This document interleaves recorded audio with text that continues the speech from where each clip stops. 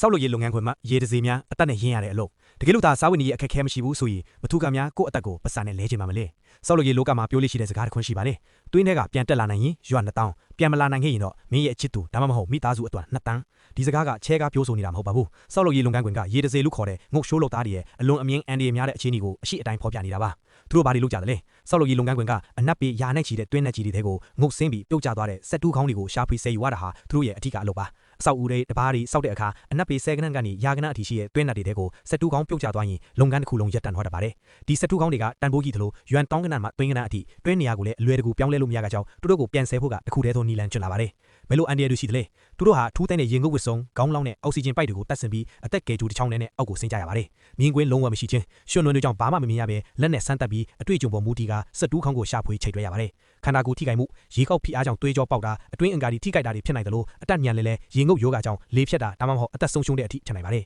တွင်းပြိုကျမှုအဆိုးရွားဆုံးကတော့တွင်းနေရန်ပြိုကျတာပါလုပ်ငန်းခွင်ကတုန်ခါမှုကြောင့်ဒါမှမဟုတ်မြေသားရော့ရဲမှုကြောင့်တွင်းပြိုရင်အောက်ကလူဟာရွှွနွံတွေအောက်မှာအရှင်လက်လက်လုံနှန်းခံရပြီးလွတ်မြောက်ဖို့လုံးဝလမ်းမရှိပါဘူးသူတို့ကဘသူတွေလဲဒီအလုပ်ကိုလုပ်ကင်သူတွေဟာတာမန်လူသားတွေပါပဲအသက်30 40အရွယ်လူလက်ပိုင်းတွေစစ်မှုထမ်းဟောင်းတွေဒါမှမဟုတ်ကျွမ်းကျင်ရင်ငုပ်သမားတွေဖြစ်ကြပါတယ်သူတို့အားလုံးဟာမိဘကိုလှုပ်ကြွေးသားသမီးကိုကြောင်းထားပေးရတဲ့မိသားစုတာဝန်တွေကိုပခုံးပေါ်ထမ်းပိုးထားသူတွေပါပဲတတိရှိလို့ရွေးချယ်ခဲ့တာမဟုတ်ဘူးစားဝတ်နေရေးအတားဖြစ်တယ်သူတို့ဟာအန်ဒီရဲ့ကြားထဲပါရှေ့ဆက်ညင်းကိုမိသားစုရဲ့ဝန်တုပ်ပုံတွေကိုထမ်းပိုးနေတယ်လို့မြို့ပါရဲ့ကောင်းကင်ရဲ့အထက်ကအဆောက်အဦတွေနဲ့တပားကြီးတွေကိုလည်းမာမတက်တက်ရှိနေအောင်ပံ့ပိုးနေသူ